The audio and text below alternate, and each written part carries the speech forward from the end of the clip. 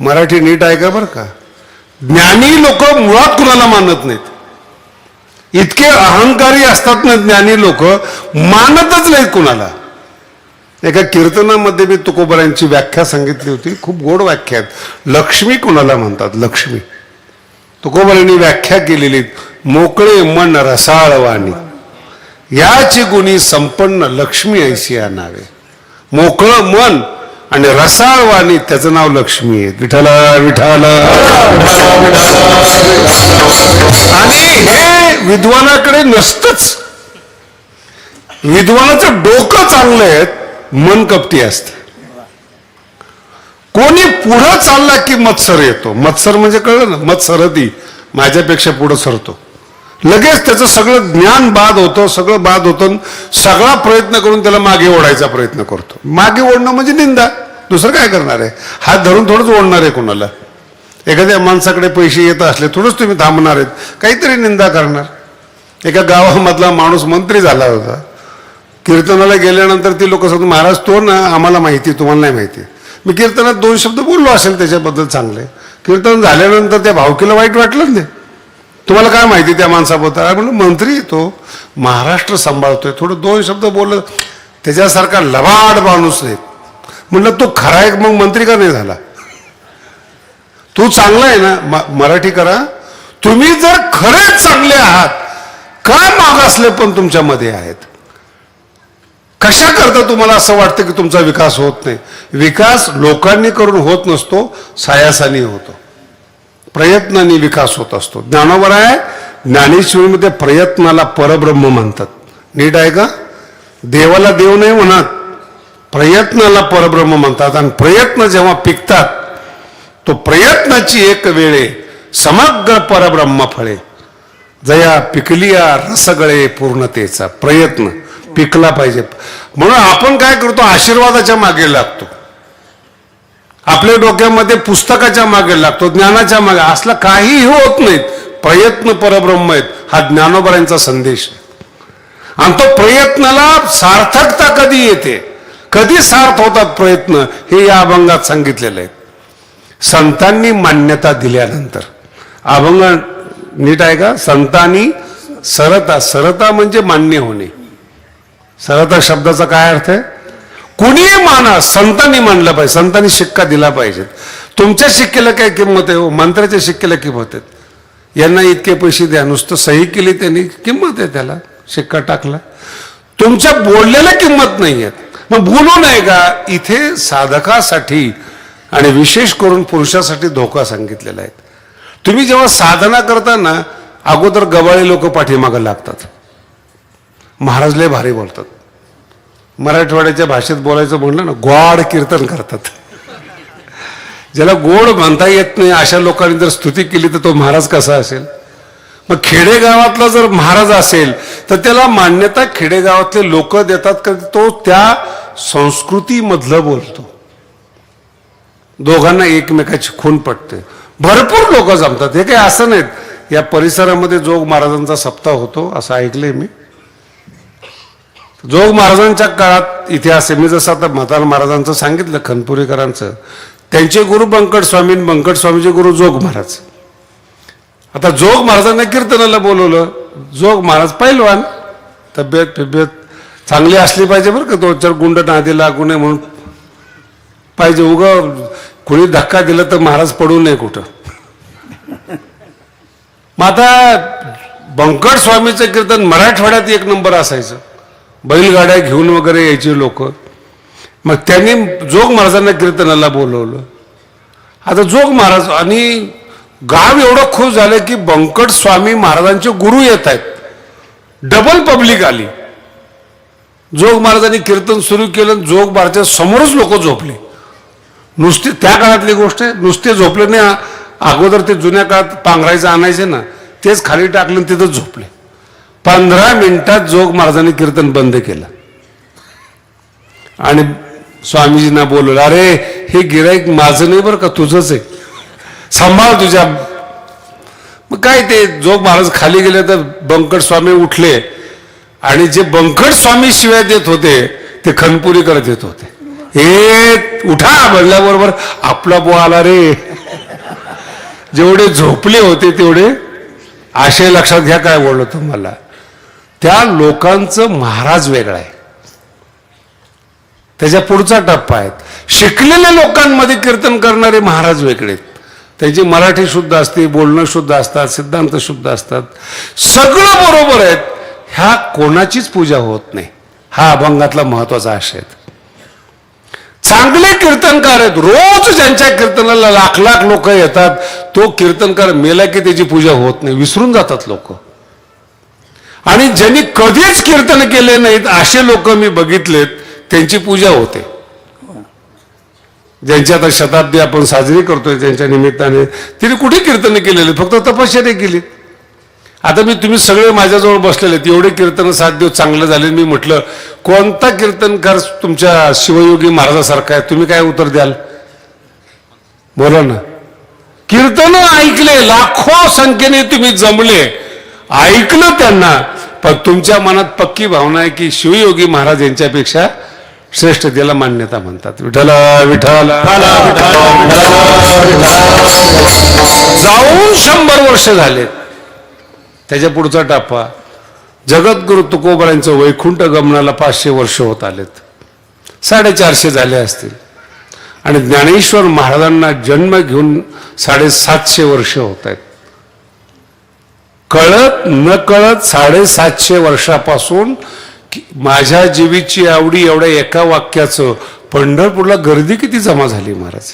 पंढरपुराने संपूर्ण महाराष्ट्रातला भाविक समाज पंढरपूरला दिंड्या घेऊन जातो. ना ज्ञानेश्वरी कळते, ना हरिपाठ कळतो, ना विद्वत्ता कळते, काही कळत नाही. पण मनात श्रद्धा आहे की माऊलीने सांगितले ते आपण केले पाहिजे, ती मान्यता येत नाही. म्हणून जगद्गुरु तुकोबाराय म्हणतात, तुम्हाला या जगात मान्यता जर पाहिजे असेल, ते संतांनी मांडलेली मान्यता पाहिजेत. संतांनी तुमच्यावर शिक्का दिला पाहिजे, हा माणूस विद्वान आहे. माझं कीर्तन ऐकलं तुम्ही लोकांनी, एखाद्या गावात नाही कीर्तन नीट केलं, डोकं फिरलेलं असेल माझं, काय भरोसा त्याचा? लगेच चर्चा सुरू. नेहमी शास्त्रीय कीर्तन चांगले करता, आज जरा जमलं नाही. नाही कळालं, जमलं नाही का कळलं नाही? तुमच्यासाठी बोलतोय की जमलं नाही का कळलं नाही? कळण्याकरता श्रोत्यांचा सुद्धा अधिकार लागतो. विठ्ठला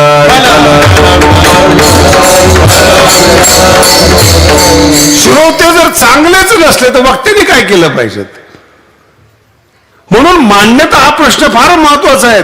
मान्यता तुम्ही दिली, भुक्तये न तू मुक्तये. चांगले पाकिटे मिळतील, चांगले लोक मागे लागतील, तारखा मागे लागतील, डायऱ्या फुल होतील, पण माइंड फुल होणार नाहीत. फुलनेस कधी येणार नाहीत, माइंड फुलनेस, तृप्ती कधी येणार नाही जीवनामध्ये. समाजाने मान्यता दिलेली आहे. जगद्गुरु तुकोबाराय म्हणतात, माझ्या बाबतीत तर एवढं अवघड आहे, संपूर्ण गावातल्या लोकांनी, मराठी नीट आहे का, तुकोबारायांना हद्द बाहेर करायचं ठरवलं होतं. गावात तुकोबारायांनी राहू नये, म्हणजे गाथा लिहिणारे तुकोबाराय त्यांना गावातून बाहेर काढण्याचा प्रसंग आला होता. मान्यतेत काही बदल झाला नाहीत. गाव कोपलं, लोक सगळं बरोबर आहेत. जगद्गुरु तुकोबाराय म्हणतात, मला काहीच देणे घेणं नाही या लोकांना. का? ह्या लोकांचा त्याग करून मी भंडारा डोंगरावर गेलोय. डोंगरावर जाऊन पुन्हा मूर्खाची संगत करायची का? नाही मराठी कळाली. तुम्ही जर तुमची योग्यता वर गेलेली आहे, पुढे सामान्य माणसाविषयी चर्चा करतात, म्हणजे तुमचं मन अजून मोठं झालेलं नाही. विठ्ठला प्रेमळ मन नाहीयेत, मोठं मन नाहीत. आणि संत एवढे कठीण आहेत, एवढा शब्द वापरतो बरं का, नाहीच मान्यता देत. काही करा तुम्ही, किती उलट टांगा, काही डोकं सांगा, सगळं सांगा, नाही मान्यता देत. आणि जर संतांनी नुसतं हात ठेवला ना मस्तकावर, हात ठेविला मस्तकी, पुढचा शब्द फार, प्रसाद देऊन केले. आणि एका संतांनी जर तुम्हाला मान्यता दिली, पूर्ण पृथ्वी त्या माणसाला संत मानते. मला सांगा, तुकोबाराय तुमच्या गावाकडे आले होते का कीर्तनाला? मराठवाड्यामध्ये आले होते का? पण संपूर्ण मराठवाड्यामध्ये तुकोबारायचे मंदिर आणि त्यांच्या अभंगावर कीर्तन करतात. काय प्रकार आहेत? माऊलीने शिक्का लावला. कळलं तुम्हाला? आणि माऊलीने शिक्का कसा मारला ज्ञानेश्वरीचा अभ्यास करता करता, हे तुकोबारांचे वाक्य आहेत बरं का. माऊलीने प्रसाद दिला. तुका म्हणे तुम्ही उदार शृंगारिले बाळ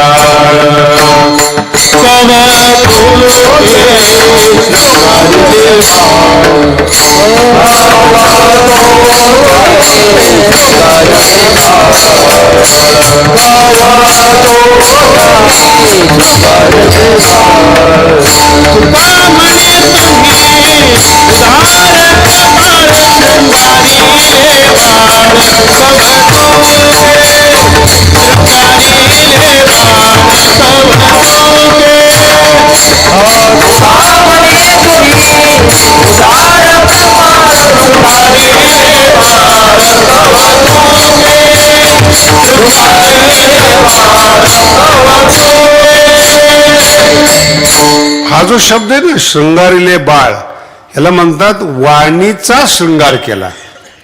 तुमच्या मुखातून जे शब्द आले ते शृंगारलेले शब्द आले. जगद्गुरु तुकोबाराय म्हणतात, उदार कृपा असणारे ज्ञानोबारायांनी आपल्या बाळाला शृंगारलं म्हणून ते शब्द गाथा जगमान्य झाला. त्याला विद्वान बुडवू शकले नाही. रामेश्वर भट्ट बुडवू, ते पहा, संतांनी मान्यता दिली, संतांनी सरळता, कोणी मान्यता देऊ नये. कोण आता तुम्ही माझ्या समोर बसले शांत, हे माझं नशीब आहे. पण खरंच शांत बसून ऐकून घेता का तुम्ही एवढ्या लोकांचं?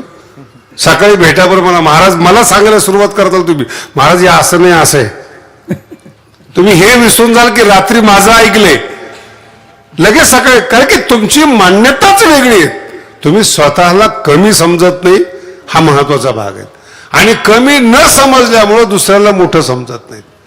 आणि जर यदाकथाची झाड पुन्हा त्रास होतो. काल महाशिवरात्राच्या कीर्तनात एक जुना दृष्टांत माझा सांगितला होता, अनुभव होता. जुन्या काळात माझ्याकडे गाडी होती, 2च दरवाजे असायचे, मस्त गाडी असायची. आम्ही पंढरपुराहून येत असतो. पावसाळ्याचे दिवस असतात पंढरपुरामध्ये. पावसाळ्याचे दिवस होते. नातेपुतेच्या पुढे आल्यानंतर खूप मोठा पाऊस झालेला होता. ते वरच्या शेतातलं पाणी खालच्या शेतात चाललं होतं. आणि जात असताना मग तो ओघ जो असतो ना, माती फिती येतात. मग झेडपीच्या लोकांनी तिथं दगड टाकायची सोय केली होती. मग एक ट्रक थांबवून तिथं दगड टाकत होता की ते थांबलं जावं. आता ते गाळ झालेला, चिखल झालेला. आता सगळे माणसं त्या ट्रकमधून खाली उतरले. मला वाटलं गेले असतील खाली. मग त्या ट्रकच्या शेजारून अशी गाडी काढली मी, तर एक माणूस वरच होता. नेमकं गाडी त्या आमच्या गाळाजवळ गेली. मी ह्या साईडला होतो, तो या साईडला होता. आणि दगड त्याने त्या गाळामध्ये चिखलात टाकला. टाकल्याबरोबर जो माझ्या बाजूला बसलेला कीर्तनकार होता, त्याच्या गालावर चिखल, टोपीवर चिखल. आणि मोठा विद्वान कीर्तनकार होता. पंढरपूरपासून नातेपुतेपर्यंत सगळी वेदांताचीच चर्चा आहे. ब्रह्म सत्यम जगन, सगळी सिद्धांताचीच चर्चा. आणि ते जसं चिखल पडला गालावर टोपी, सगळा वेदांत पळून गेला महाराज. सगळे प्रमेय लोप पावले. आणि मी तशीच गाडी पुढं, मला म्हणे गाडी थांबव. मित्र होता. अरे म्हणे जाऊ दे का, हे बघ म्हणे काय जाऊ दे, अक्कल नाही का म्हणे त्याला. म्हणजे त्याला अक्कल नाही म्हणून तर दगड टाकतोय तो. तुम्हाला कळालं का? अक्कल नाही म्हणूनच निंदा आहे, अक्कल नाही म्हणूनच द्वेष आहे, अक्कल नाही म्हणूनच मत्सर आहेत. पुन्हा तुम्ही त्याला विचारता तुला अक्कल नाही का, म्हणजे कोणाला अक्कल नाही? आपल्याला कळतं का की आपल्याला अक्कल आहे का नाही? काय माहिती ना, चुकतोय म्हणजे अक्कल नाही येत. आई कधी विचारते का? आईला माहिती पोरगं चुकतोय म्हणून, मग ती गोड सांगते बाळा असं करू नकोस. ते असं नाही विचार तुला अक्कल आहे का म्हणून, त्याला माहिती ना अक्कल नाही म्हणून. तुम्हाला अक्कल नाही, तुम्ही विचारता. मला मग गाडी थांबव. अरे मला जाऊ दे आता, काय पडलं नाही आता काय, तू गाडी थांबव. सगळा वेदांत निघून गेला आणि सामान्य माणसाप्रमाणे तो कीर्तनकार गरम झाला, खाली उतरला. आता कीर्तनकारची शिव्या म्हणजे काय हो, सभ्य शिव्या. तू मूर्ख आहेस, काढव आहेस, अक्कल नाहीस तुला, बोलत बसला. ते तो जो दगड टाकणारा होता ना, जो शिल्लक राहिलेला होता, तो याच्याकडे पाहत होता. कसलीच प्रतिक्रिया नाही. मी खाली उतरलो, मी पाहिलं की हा कीर्तनकार शिव्या देतोय आणि तो शांतपणे ऐकून घेतोय. संत कोणाला म्हणाव, याला का त्याला? म्हणजे कीर्तनकार शिव्या देतो, तो ऐकून घेतो, तो स्थितप्रज्ञेवरचा.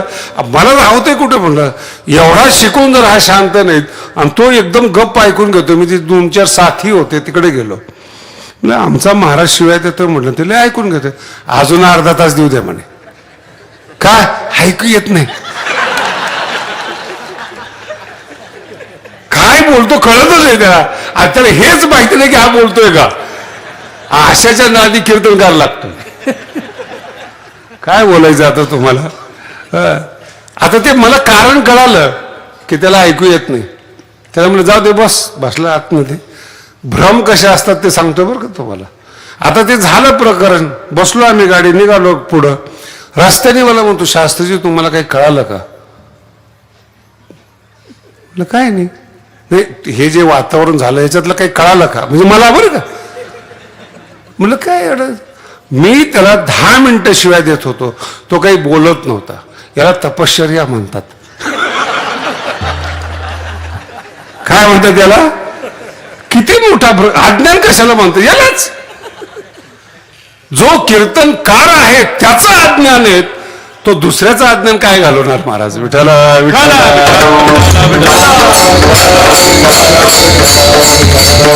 आणि त्याला ते जोश आलेला. म्हणला आता खरं सांगितलं तर पंचर होईल पोरगा. आणि मग सांगायला लाग, वाणीमध्ये तपश्चर्या होते. आपण कोणालाही बोललो तरी तो आपल्याला प्रत्युत्तर देत नाही, हा अधिकाराचा भाग आहे, तपश्चर्याचा भाग आहे. आता मी म्हणणार होतो त्याला ऐकू येत नाही, म्हणलं फुगलं तर फुगू द्या. आपण संत थोडीच अहंकार काढायला. नाही कळालं. कोणत्याही माणसाचा अहंकार काढू नका, तुमची ताकद नाही येते. विठाला कोणी असो, दया अहंकार जाणार त्याचा. आपण प्रयत्न करू नका. मग फुगतोय ना, फुगवू द्या. याचं मूळ कारण सांगतो तुम्हाला. हे जग असंच आहे, त्रिगुणात्मकच आहेत. जे मूर्ख आहेत त्याला देव सहन करतोय. त्या मूर्खाकडून राजकारणी लोक काम करून घेतात आणि तुम्हाला ते सहन होत नाही. किती असहनशीलता आहे तुमच्यामध्ये. नाही कळालं. चांगले माणसं ठेवत नाहीत. मी भगवान बाबांचा एक दृष्टांत सांगतो तुम्हाला. बाबा एका ठिकाणी बसले होते आणि कलेक्टर भेटायला आले होते. जुना काळ होता तो, तेही 100 वर्ष झालेले. आता बाबांची जन्मतिथी जवळपास 125 वर्षापर्यंत आलेली आहेत. समानच धरायचे आपण त्या काळामध्ये. पण अज्ञानी समाज होता. मुलं त्यावेळेस खूप आंधळी जन्माला यायची आणि त्यावेळेस घरची लोक मुलगा आंधळा पांगळा जन्माला आला की ते गडावर व्हायचे आणि भगवान बाबांनी ते आंधळे पांगळ्याला घेऊन गड साजरा करायचा. बघा काय त्याची ताकद असेल. तर ते कलेक्टर दर्शनाला आले, 2-3 ऑफिसर दर्शनाला आले आणि ते शेजारी जे आंधळे पांगळे होते त्यांच्यात मारामारी सुरू झाली. म्हणून कधीही अशी कल्पना करू नका की महाराजाकडे चांगलेच लोक असतात. महाराजच चांगला असतो, जवळचे चांगले. हे अनादिकाळाची परंपरा आहे. म्हणून आणि चांगले लोक जवळ ठेवताच येत नाही, पुन्हा कॉम्पिटिशन सुरू होतं. म्हणून ते अज्ञानीच लोक जवळ असतात. त्यांची भांडणं सुरू झाली. ते कलेक्टरला सहन नाही झालं. बाबांना म्हणजे बाबा तुम्ही एवढे मोठे, एवढे संत, एवढे विद्वान, तुम्ही हे लोक का जवळ ठेवले. ते म्हणले जे चांगले आणि बुद्धिमान आहे ते कलेक्टर होतात, राहिलेले आमच्याकडे येतात. चांगली चांगली माणसं चांगला संसार करतात आणि ज्यांच्याकडून होत नाही तैसे मजे येते त्यांना कोण सांभाळणार आहेत. विठाला विठाला नाही, मान्यता येते. कोणीच कितीही प्रयत्न करा जगामध्ये आणि मान्यता मिळवणं गरजेचं आहे बरं का. इथं अहंकार चालत नाहीत. आम्ही ब्रह्मरूप झालो ना, आम्ही सगळं खोटं आहेत, सगळे प्रमाण आहेत. पण ज्यावेळेस संत तुम्हाला प्रसाद देतील, हात तुमच्या मस्तकावर ठेवला जाईल, पूर्णता जेव्हा तुमच्या जीवनामध्ये येईल ती परमार्थाची पूर्णता आहे आणि ती पूर्ण झाले असं त्यांनी सांगितलं पाहिजे. जगद्गुरु तुकोबराय म्हणतात. अहो तुकोबराचा काय अधिकार सांगायचा तुम्हाला. आज माऊलीचं दर्शन घ्यायला गेलात ना तुम्ही, त्याच्या पुढचा जो दगडी मंडप आहे ते तुकोबरायनी बांधलेला आहे. काही काही कीर्तनकार तुकोबरायला एवढे गरीब सांगतात, बौद्धिक दारिद्र्य असल्यासारखं मला वाटतं. हलाक्याची परिस्थिती आहे तुकोबरायची, ठीक आहे, पण जगद्गुरु तुकोबराच्या 8 पिढ्या व्यापाराच्या होत्या. इतकं मोकळं समजू नका त्यांना. ज्याच्या 8 पिढ्या व्यापारात गेलेल्या